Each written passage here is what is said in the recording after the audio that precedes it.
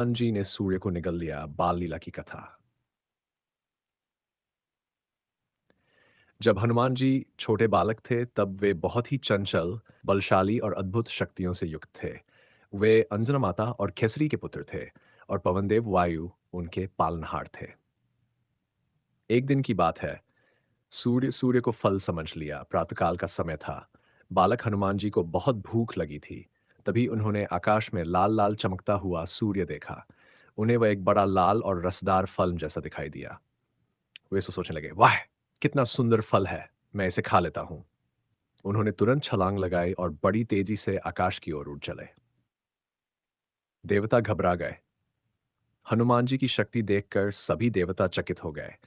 वे सूर्य की ओर बढ़ते ही जा रहे थे और थोड़ी ही देर में सूर्य तक पहुंच गए।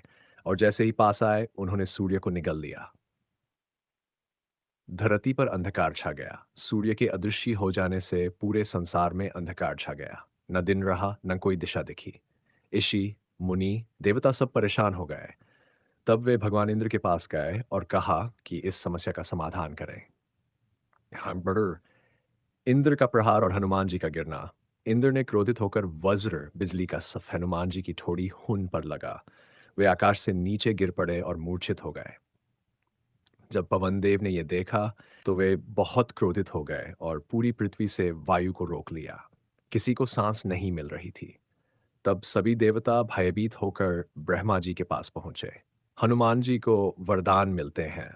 ब्रह्मा जी ने हनुमान जी को होश में लाया, और सभी देवताओं ने उन्हें अनेक वरदान दिए। ब्रह्मा जी ने अजेयता का वर दिया। विष्णु जी ने अपार बुद्धि और बल का वरदान दिया। शिव जी ने अमरत्व और अनंत पराक्रम दिया। और इंद्र ने उन्हें वरदान दिया कि जिस वज्र से वे गिरे थे, वही उनकी शक्ति का स्रोत बनेगा।